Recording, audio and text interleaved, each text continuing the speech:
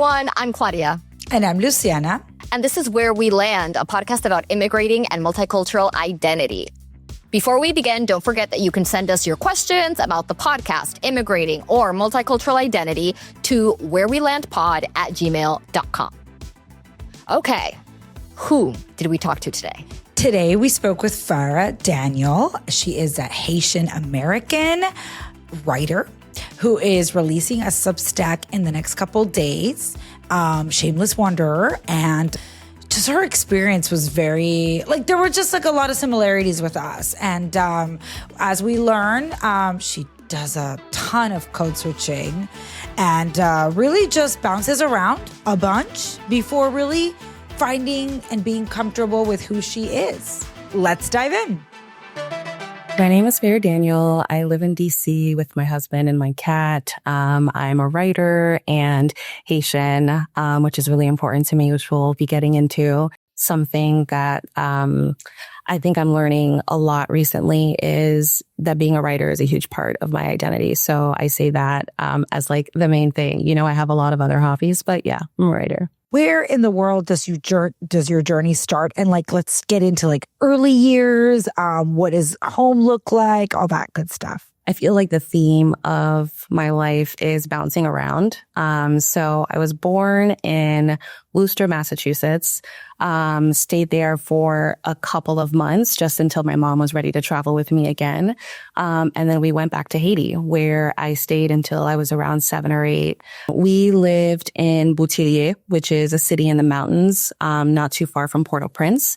And then we also lived in a beach town called Coalescing. And then we moved here to South Florida, Pembroke Pines, Miramar, that area specifically. And that was my mind was blown completely. I feel like I was in a state of shock for a few years of just trying to quickly assimilate. That was the name of the game. Get here and learn English and try not to stand out so much and figure out how to hack the system, you know? And so my parents did that in a few different ways. And one of those ways, and why I credit to being a writer and why I've always loved the practice so much, my dad had us read. We watched a lot of TV for sure to quickly learn English, because we were kind of thrown in the lion's den at school.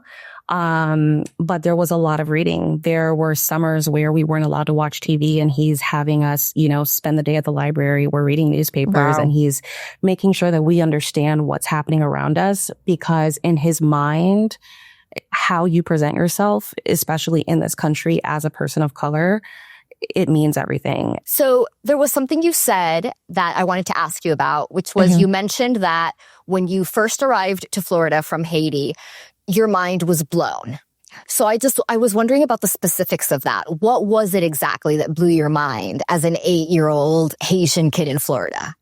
Yeah, there were a few things. First being race, being around so many white people. I knew we were making a big move as a family, but I didn't, of course, at that age, I'm not really factoring all of the different things, that are going to be a part of that experience. And so little by little, I'm just kind of oh, this is an entirely different way of life, And so it kind of starts with race, seeing different people, not seeing myself reflected, whether it's in media or, being the only Black student in the class or things like that.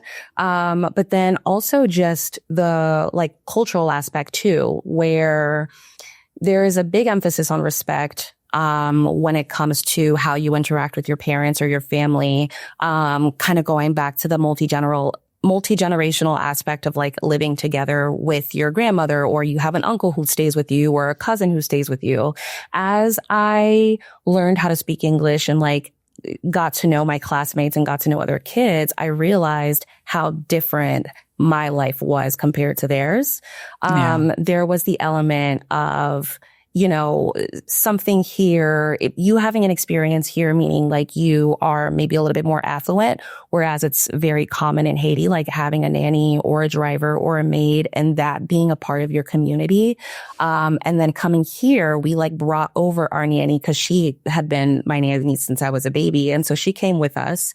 And just seeing like how the way you treat those relationships are different as well. I think here it can be a very business oriented relationship. Whereas for us, that became like my grandmother. You know what I mean? Like that was someone who I think there was this aspect of like, if that is the hired help, they work for you. And for us, that didn't exist, where it's like, I have to respect her as an elder as well. I have to make sure that I'm speaking to her a certain way. Otherwise, I would get in trouble. And it wasn't this thing of like, I'm above you, the kind of music for sure. TV, how I saw like life reflected in TV shows, like watching Disney Channel or Nickelodeon and like, I think just little things like, oh my God, that's how kids are talking to their parents. Like, I would never be able to get away with that. At the time, I perceived it as freedom. I think now I see it a little bit differently, but elements of like freedom and how you were able to engage, I think, at an early age, because for us,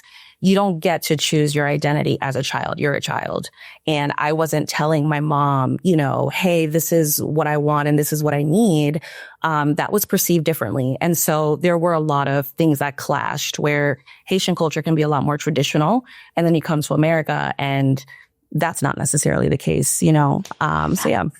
I'm assuming there's not a big Haitian community to where you arrived, right? In our suburb, yes. So I grew up Seventh-day Adventist. And so that was a big part of our lives in Haiti. And so when we moved here, we immediately found a church, made that our home. And that was an all Haitian community. I found myself kind of bouncing between these two clashing lifestyles, I think, where on the weekends and outside of school, my life was completely Haitian. And then I would go to school and I would learn how to be American and I would learn about American culture, whether it was music, dances, shoes, clothes, how to say things, slang. And then I'd go home and have to shut it all down because that wasn't allowed, for us. So what was that first year like in terms of you, Farrah, settling in? I think confusing. I think so because it was such a game of survival. We started out in ESOL classes. And so that was an interesting experience because you are in a classroom with other kids who don't speak English that well, but it doesn't mean, that the teacher necessarily can support you in your language barrier, they're just doing their best. And so I think after a few months, my parents were like, you're not really learning.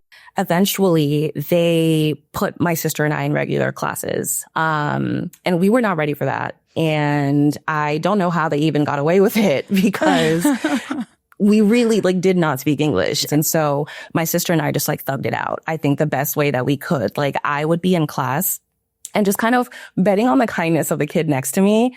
And I'd watch kind of how my teacher was maybe moving her hands or, she wrote a word on a board and I was like, okay, what does that sound like? Because there are a lot of similarities between French words and English words. And so I eventually just it clicked. You know what? I think that your father and mother were onto something though because if the teacher at the English as a second language class is not really able to support you, it is kind of just sink or swim, if had there been someone who's like, hey, I'm actually going to help and teach you in a second language, great. But I mean, the whole I don't want it on your record is a little extreme, but I think that they had the right idea about you really actually being able to learn. Although it was going to be a little rocky start. Definitely a rocky start. And I agree with you. I see it as extreme too. And then I also understand they were carrying shame for being different and they wanted us to just be American kids. And I think it's you kind of go too far to the end of the spectrum, right? Where it feels, it's you have a rockier start than you needed to, we could have had tutoring. We could have had different like support systems that we tapped into, but they also didn't know. And so I think it was just a matter of them being like, we see what it's like with our accents. We see how people look at us when we're talking to them. And we want you to be taken seriously because how you, for my dad especially, it's like how you sound, how you present yourself. Like that's what people are going to walk away with, you know? I also wanted to ask about that because while you're navigating America as a foreigner, you're also navigating a Black American culture as a Black Caribbean person. So how did you navigate that? What did that entail? What did that navigation entail? Maybe the right word for it is a bit divisive. So there are prejudices or stereotypes about every culture, right? And so the interesting thing is that in the Caribbean, there are prejudices about Black Americans. And so coming over, the picture of being Black American was very much a caricature of, you know, what being Black means. And so for my parents, their immediate thing was, you're not like that. And you're not going to act like that. You're not going to talk like that. And for a long time, I think it positioned the two identities like against each other when they definitely didn't have to be. So as I got older, it took some unlearning and a lot of like personal experiences for me to understand like where my parents were coming from, like with that, but also that like, that's not my truth. And so it started out, I think, with just like, okay, this is what the music is, and this is how the cool girls are dressing, and this is what everyone is doing, and how they sound and how they talk. And so I think it was like the classic, like pretending to be from the hood, pretending to be like more of that kind of person than I actually was. And just those sorts of like little stumbling blocks, because so much of what I saw about Black American culture over the years as I was like in school and stuff was like kind of inaccessible to me. We weren't allowed to listen to certain like types of secular music. We weren't allowed to go to the cool parties because they were always on Friday night. And as Seventh-day Adventist, we practiced Sabbath. And so I was always home. I wasn't allowed to speak in a certain way. So whenever I'm at school and I'm like, you know, saying y'all or ain't or whatever it is, I know that it's like I'm putting on a mask, like I'm surviving because I'm going to go home and I'm going to be, you know, correct in everything that I'm saying and how I'm saying it because I know that's what matters to my parents. But then eventually it's like I kind of found my voice in all of that, where no one is a monolith. You know, you can be Black and be the complete opposite of everything the media tells you it means to be Black. And same thing with like being Haitian, you know, like I'm Haitian because I am. I'm Black because I am. And so those two things now, I think, merge beautifully together. But it took a lot of failing, honestly, to like understand. Yeah. Can I ask, when you're finally like became your own and very comfortable with who you were, how did your parents like react to, well, this is the identity that I am now? Like, cause I understand that it was survival, what they were pushing for. So how did that come to be? I was very much the child that my mom didn't get. It was very much like, oh my God, you're so American. Like all of this stuff about mental health, like you're being so American right now. Like we don't, like you just pray, you know? And so I think that's kind of where it started, where I was in high school and going through different phases. You know, I went through my emo phase, my rocker phase, my like whatever, you know, just trying on different identities, like you said. And in all of that, I was very much a moody writer.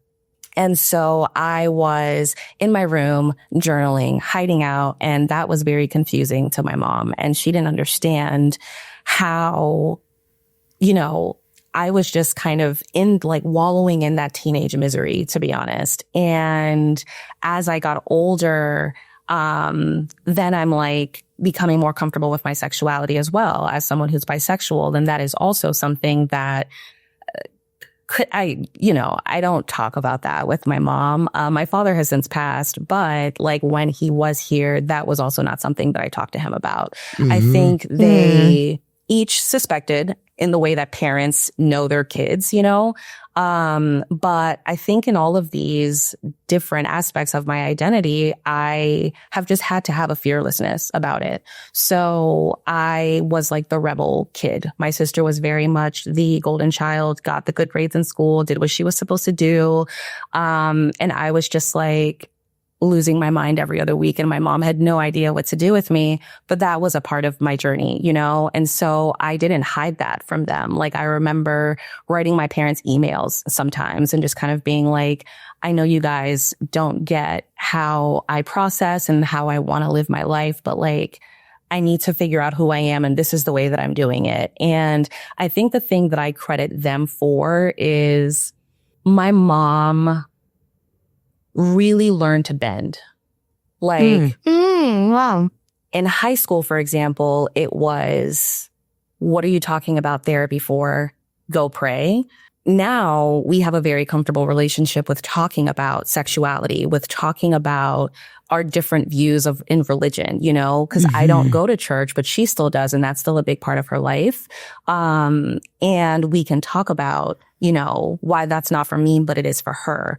And generally in Haitian culture, that's not what's happening. So I'm really, really grateful to her for even giving me the room to be a moody teenager and trying in the way that she could. And now I feel like she's a very open person.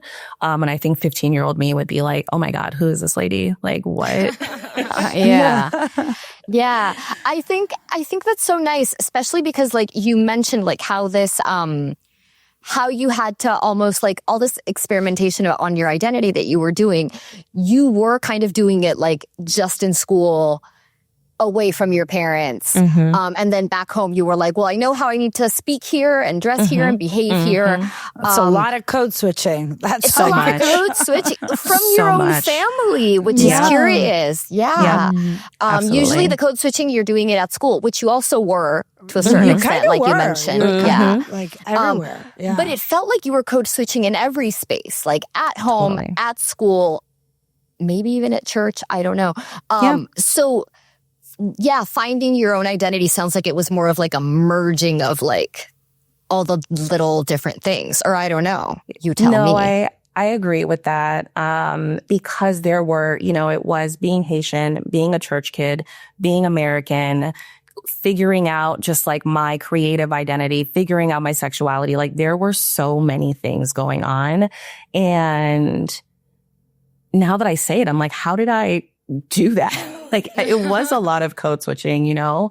And I think too, a lot of it came from a place of survival because growing up throughout middle school, for example, it wasn't always cool to be Haitian. It wasn't always cool to like be from the Caribbean, so to speak. And so I think a lot of the time I wanted to like push that part of me away to not get made fun of, especially because my hair was being done a certain way. I didn't have the cool hairstyles. I didn't have a cool lunch that I brought to school.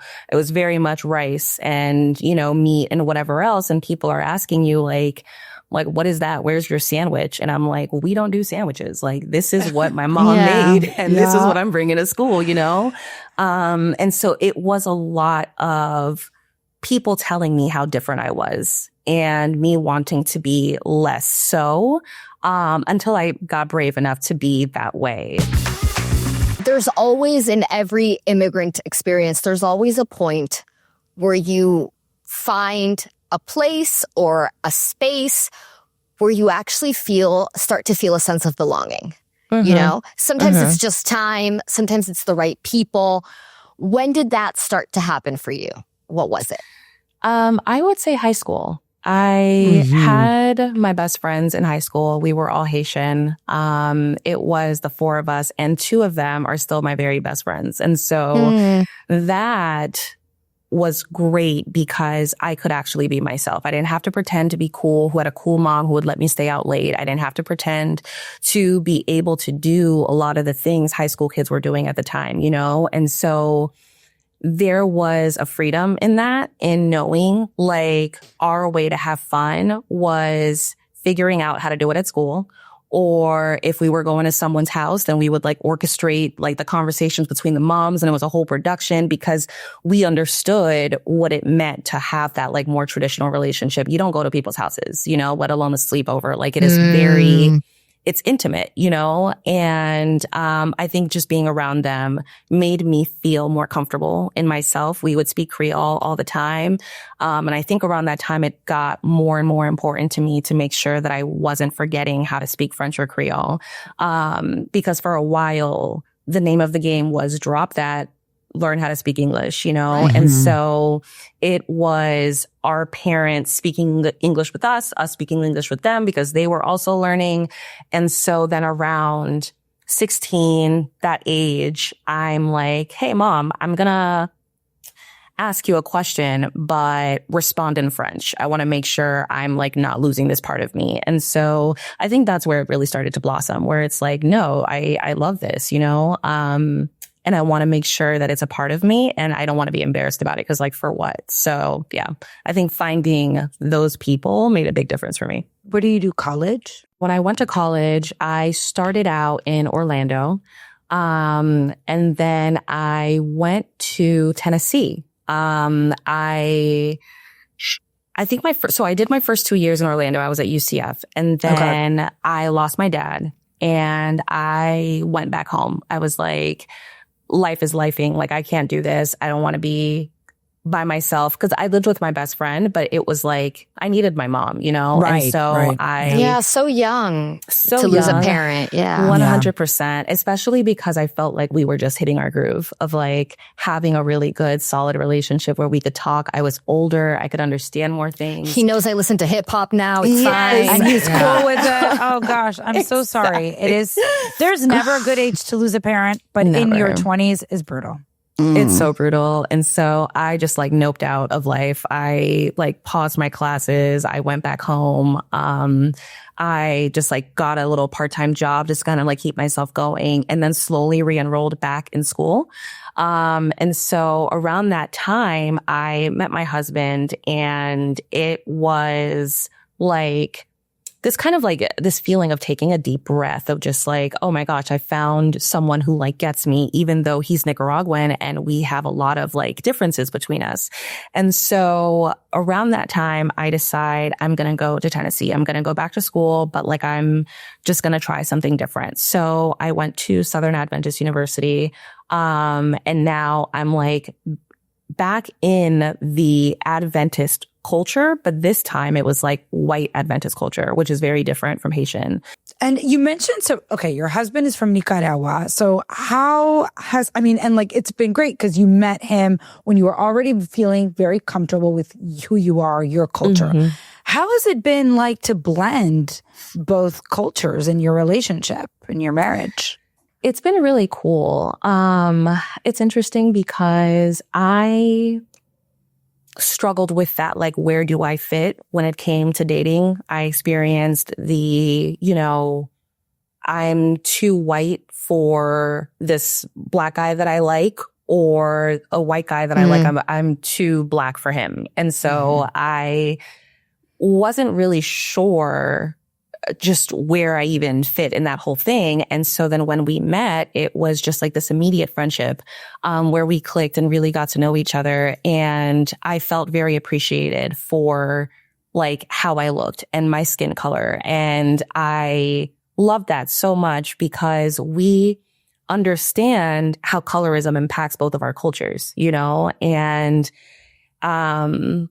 his family's from Corn Island. And so it is very, and then we were talking about this, Claudia, where it's like Central America, yes, but it feels very island and very Caribbean. And I mean, it's not on the Pacific Ocean. It's on the right side of Nicaragua. So it's in the Caribbean Sea. It's in the Caribbean. Exactly. Yeah. And so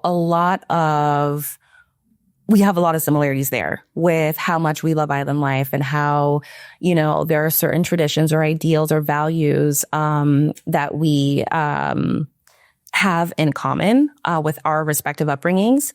And then I think it's been fun, like learning each other's music, eating each other's food, like learning each other's languages. Like I have not been yet to Nicaragua, but we are going to go. But I don't think that has been a barrier in any way. I think it's just been really fun and cool to explore, and fun to show, each other's culture to each other. And yeah, it's been really awesome. So you haven't been to Nicaragua, but you want to both go. Completely. Since you immigrated to the United States at 8 years old, have you ever been back to Haiti?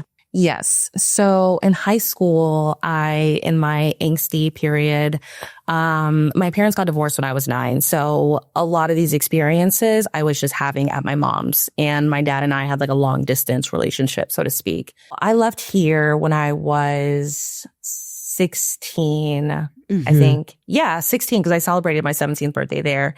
It was just supposed to be for a summer. Just to kind of get a break from, just the kind of like relationship I had with my mom at the time. And I didn't want to come back. And I wound up transferring all my classes online. And I did my senior year from Haiti. And he got me a tutor, and the tutor spoke English, of course, and she would come every day for me and my brother. And yeah, we would have like regular class schedules, and she would come and go through my online like programming with me. And that was like my year. And then right before prom and then like graduation, of course, I went back, because my mom started like freaking out. She was just like, you need to graduate. And I was like, no, for sure, I'm coming back, but like, relax, I'm having so much fun. Wow. What was that year like? Of like, what did you do? What did you get up to on the island? How did it all feel? Was it what you expected? Were there things also, that like senior you didn't year, expect? which is like such a big year, but you're like, bye, peace She's out. like, no, I don't need you. I don't need you guys.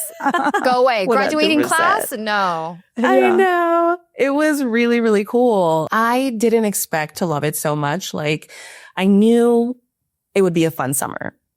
I knew it would be cool just getting to like do day to day with my dad. He had a hotel in Port Salut, which is in the southern part of Haiti.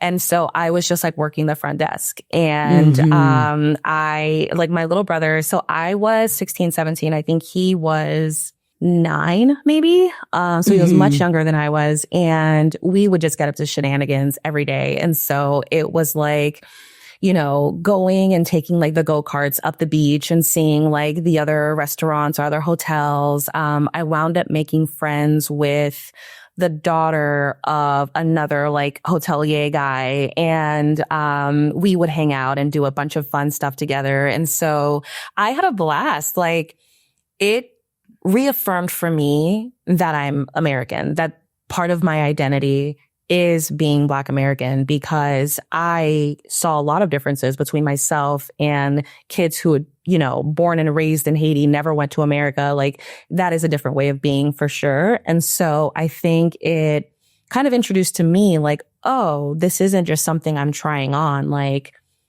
I am this person, And so I just had a lot of fun getting to speak Creole, getting to speak French, getting to see the country in like so many different ways, and my dad was really big on never forgetting where you came from. And so I just kind of spent that time soaking up all of his wisdom, which was great because I didn't know that I would lose him a few years later, And so I really cherished that time, just driving with him to do random business stuff. And it was awesome. Like, Haiti is a really beautiful place.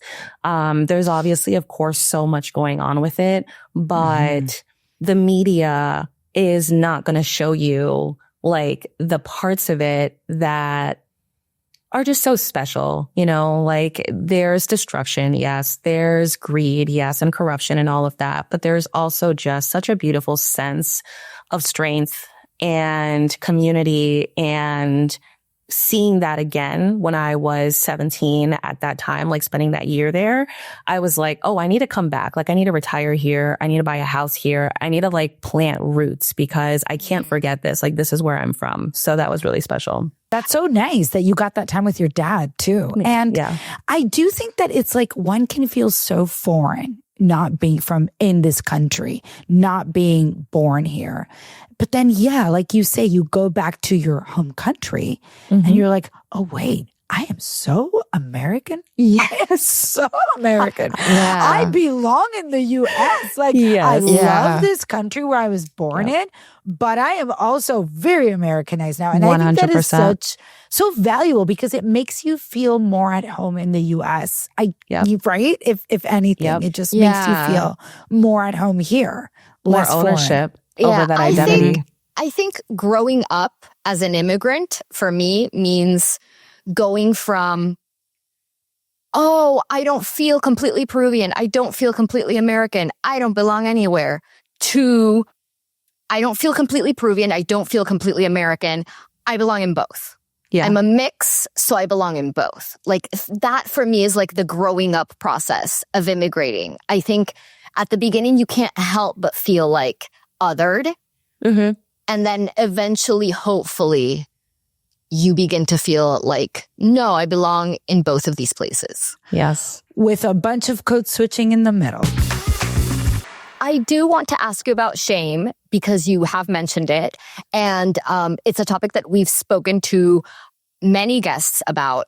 Because I think when you are an immigrant, there is maybe at the beginning when you first arrive, some shame about being different, especially if you immigrate as a little kid.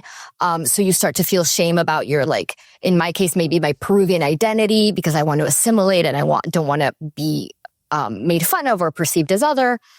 And then I think then there's a second moment when maybe you're older and you start to look back on when you first immigrated and you were a little kid, and maybe you might feel shame about the fact that you did try to hide who you were. You did try to negate your, in my case, Peruvian identity, for example. So there's these two clear moments where one can experience shame if that's the case. And I was wondering if you had experienced shame in one or the other or both, and what your experience has been with that. I think for a while I felt ashamed of all the ways that we were different. So, for example, I sometimes, it's like my mom had to come to the school, I was like embarrassed over the fact that like my classmates, their moms were wearing like jeans and they were looking very young and cool and hip. And that's not how we looked. You know what I mean? Like my mom was very stylish, but when I was a kid, I wanted her stylish to be jeans and a t-shirt like everyone else's mom. It's interesting because there are these like pivotal experiences where I felt ashamed being Haitian, and then I also felt ashamed being Black sometimes, where there were those moments where you are in class and you're learning about Black history and everyone like looks at you when they're talking about slavery. And it's like, that made me want to crawl into a hole, you know, because I was still figuring out what that history even meant to me. I was still figuring out what that history even is, you know? And I think there were so many moments of being shoved into a box one way or the other. Like it doesn't matter all the time. I guess maybe I won't like generalize, but like it doesn't always matter how important being Haitian is to me, because when people see me, they see a Black person first. And when we had certain experiences, like in 7th grade, someone wrote the N-word in like the dust of my stepdad's truck, and we were still even understanding the severity of that word, you know, and what that meant. And so I think there were a lot of things where it was like, I'm Black and I'm not enough because of these reasons. And I'm Haitian and I'm not enough for these reasons. And so it always just made me want to be different somehow, you know? When I think of the relationship I have with my hair, as a kid, my sister and I used to put pillowcases on our hairs so that we would have like white girl hair, so that it felt like it moved and it was long and whatever. And there is that shame in just who you are, you know, how your hair grows out of your body and what your skin looks like. And those were all really big things that I had to unlearn, because even like, so when I met with you before, Claudia, I had braids, right? And I decided to take them out over the last couple of days. And then there was a part of me that was like, oh man, I'm going to be natural on this podcast. I'm still unlearning the shame in that. Like, it is okay that I'm natural right now. It is okay that my hair is exactly what it is, you know? But like, as a kid, that was just something else that made me different, either from the white girls or the Spanish girls or anyone, because people would say, like, I remember this one kid, for example, he was like, oh, her hair smells like strawberry, but your hair smells like grease. And it was like, what do you want me to do? Oh my God. Also, like, some kids are just brutal. Some like, kids are what brutal. What is going on? 100%. So I feel like I was ping-ponging just constantly between like what felt okay to me, but then I'd go out into the world and find out that it's actually not okay. And so eventually I took my agency back and was like, no, I love this.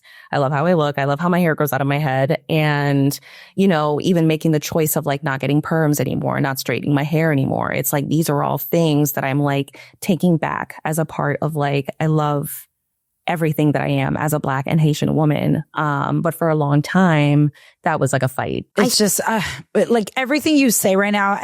And we all can relate to it in some way or another. We've all learned things or been exposed to things or been told things that we are, as you say, like have to unlearn later. I think like how you're going to fit in culturally is not something an immigrant thinks about when they're picking a place. It's all about like usually job, you know, that's usually the driving reason. It's like, where am I going to be able to make a better living for myself? Or are there going to be more opportunities? And that can be incredibly, like, we immigrated to California, and California has Visalia, California, like, which is like farmland, farmland valley, and also a very conservative town relative to California, you know, writ large. Yeah. And California has a large Mexican American population. And that was kind of the thing that was more prevalent. It was like, and there were some negative opinions about Mexicans in California. It was because it was the early 90s when we immigrated. And so it was very important, I remember, to be like, oh, yes, we speak Spanish, and yes, we're Latin American. No, we're not Mexican. Right. Yeah. Yes. Because it's like, we are Peruvian. We had to really like just, a lot of people didn't really know what that was back then. Yeah. But it didn't matter. As long as like it wasn't, yes, I speak Spanish, but no, I'm not Mexican. Oh, okay, great. There was acceptance there. And I was like, oh, that's weird. But for my survival, I understand that it's important for me to make clear. Exactly. What are your main cultural identities at the moment?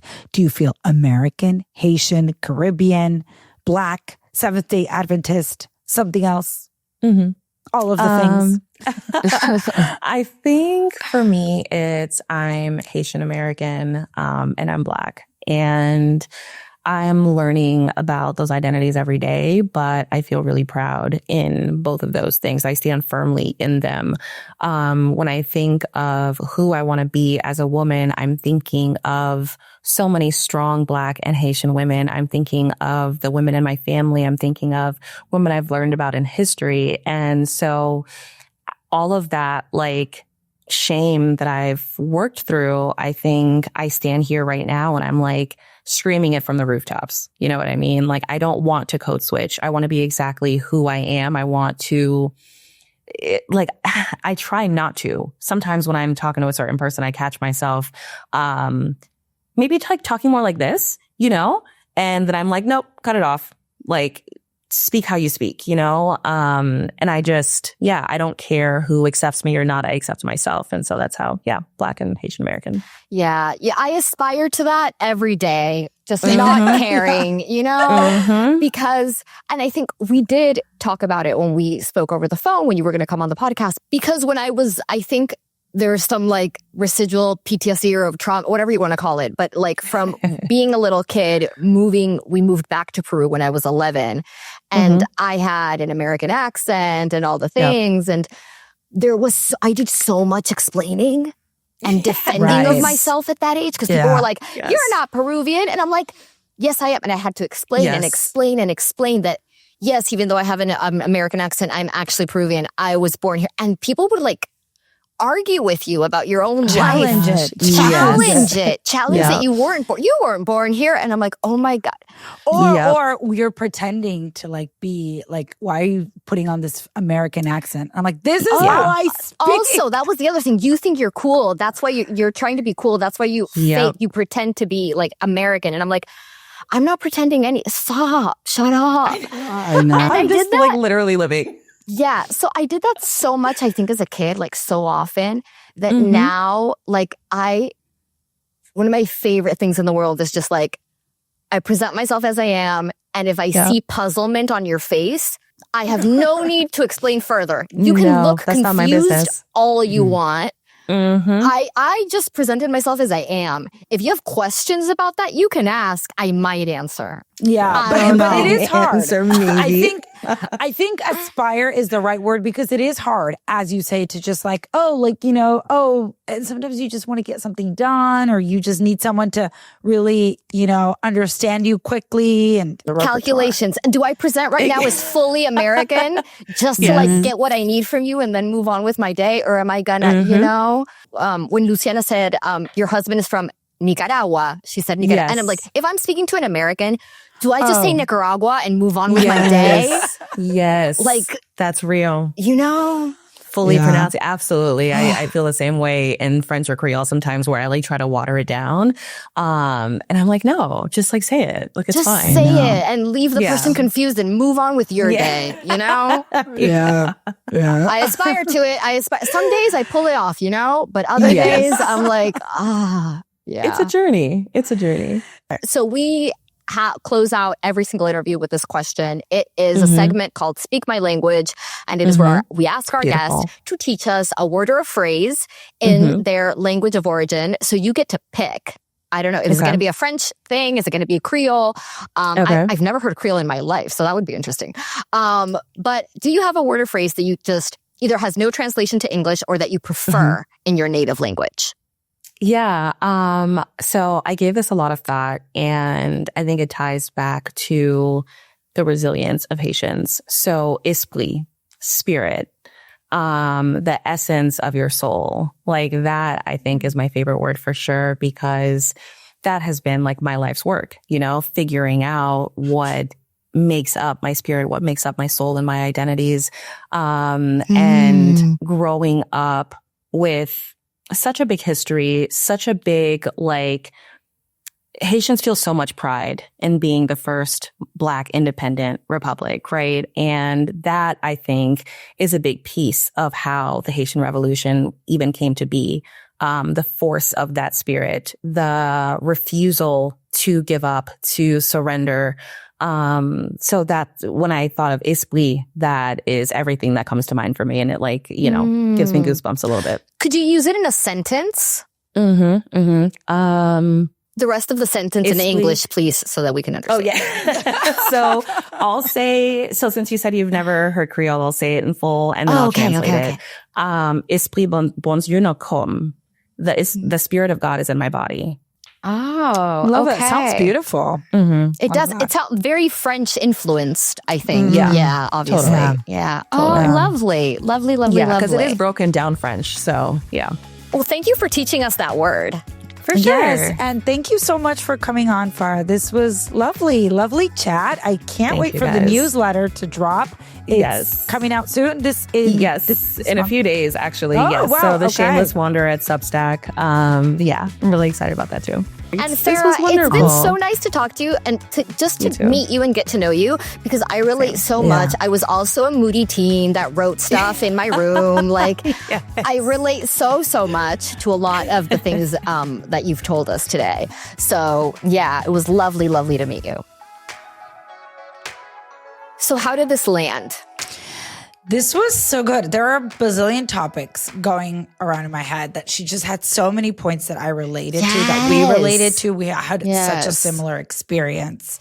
The whole topic on skin color was really interesting, because this is something that obviously you and I have experienced our whole life. In Peru, I would say, in Peru, we would see it with, everyone is kind of like a different shade of brown. Not everyone, but because there are, just most Peruvians are a shade of brown. Obviously in Visalia, we were brown and there were predominantly white society, but it wasn't a big thing. I don't think it was ever important or commented on. We knew we were Latinos, but And so that's the category that we fit in. And that was that. I don't ever remember it being a thing. However, in Peru, I do remember in high school, it was a thing that people were hyper focused on how dark, how like dark brown, light brown. And it was just a big topic. And I remember my darker friends were like, oh my gosh, I don't want to tan too much. Like it was not popular or positive to be so dark brown. I just remember it was such a big thing that I had never thought about until we moved back to Peru. Yeah. And then realizing when I came back here as an adult that like being Latina or having a darker skin color was all of a sudden exotic or like good versus Peru. Yeah. Skin color and how you feel about it is very much, it's contextual, right? Depending on place and time. So like and also we had a lot of privileges when we immigrated. Mm-hmm. One of them, I think, was the color of our skin, because though we are Latinas and we tan incredibly quickly so we can get brown, dark, super quick. Super quick, yeah. When we're not tanning, like living in for instance, when we were living in Peru, our skin was a lot darker most of the year. Yeah. But when we were living in the United States in the cold, we're very much white passing. And so I think that afforded us a lot of privileges, whereas in California, being little kids, where if I didn't tell anyone I was Peruvian, most of the time they would just assume I'm American. I mean, I guess like, because again, there is this blend here, but I guess what I was getting at is that just like, it really is just so bizarre how a place is going to dictate how you perceive your skin color or how you feel about your skin color. Yeah, but I think that's why it wasn't an issue in California, why it wasn't something we thought about in California. We didn't really think too much about our skin color because we were white passing, but we had our Latina identity. And so when we presented that, and when we would go to Peru, come back tan, people were like, oh, you are brown. Okay, yes, you are brown. You know, but that was it. And then when we moved to Peru, we were not just white passing, we were considered white. Because for Peru, I am incredibly pale. Right. Most Peruvians are, like you said, all shades of brown. Yeah. So that was the first time living in Peru was the first time that someone called me white. Because in California, like you said, they called us Latinas. They considered us brown. Yeah. And then coming back here as an adult, it's like, oh, you're like exotic or you're like Latina. Like, I just remember that being a thing. And it's just like, I'm just regular. Because I think also like sensibilities changed. You're talking 90s versus like 2010s. Yeah. So in the 2010s, I think it was considered more like, oh, exotic and maybe even possibly cool. So I think it's all just so incredibly circumstantial. Yeah. And I think that's what was so bizarre for us, is that all of a sudden you're 11 years old and you're being told you're white for the first time in your life. And you're just like, what are you talking about? Yeah, I've been called brown by all throughout elementary school. And all of a sudden now in this school, they're calling me white. That's so, then what? Yeah. I know. So much like to make sense of, and like to just actually have to look at yourself through the lens of other people, you know, of the society that you're in. And that's just so difficult to do as a child. When you're older, you can kind of just like sort of brush away what someone says, like, this is cool, this is not cool. You know who you are. But as a child, you're like, wait, this is good, this is bad, this is not, you know, it's just so confusing. I remember, I have this clear memory of being in 6th grade, maybe 7th grade in Peru. And you know, when you had to fill out like slam books or whatever, and you had to fill out who you were. You had to put your name and you had to put your age and you had to put the color of your hair. And one of the things was the color of your skin for some reason. Random racist shit that we did in the early 2000s. What can I say? But and you had to fill it out. And I remember filling out, and I put morena, which means that you're a mix of a shade of brown, right? And I remember two girls making fun of me and being like, no, you're not. You're like, white. Stop pretending. And I was like, in my head, I was like, I didn't put brown because I knew you guys wouldn't accept that, but I thought you would accept morena just because it's like more of a mix. And also because I had this thing of like all elementary school, throughout elementary school, all the kids, every time I would come back from Christmas break, they would be like, oh my gosh, you're so brown. Oh my gosh, you're so brown. Oh my gosh, because I was tan. So in my head, I was like, no, I'm actually brown, guys. And like, no one in Peru agreeing with me. And I was like, I'm not brown. I've been called brown my whole, I'm not. Like, I know. It's such a... So bizarre. And from then on, I was like, okay, I guess I'm white because I lived in Peru until my early 30s being called white. So I was like, okay, I guess I'm white. And then I come to the United States. I'm not American white, guys. You know what I mean? Like people... So who knows? So complicated and just so much to unlearn. Stop giving us work to unlearn. That wraps it up for us today. You can support us by subscribing to our YouTube channel and leaving us 5-star reviews on Spotify and Apple Podcasts. Hasta la vista, babies. Ciao, ciao. At Where We Land, we know that some immigrant experiences are harder than others, especially for those at the margins of our current legal system. So if you would like to help, we encourage you to support organizations that provide services for immigrants and champion their rights.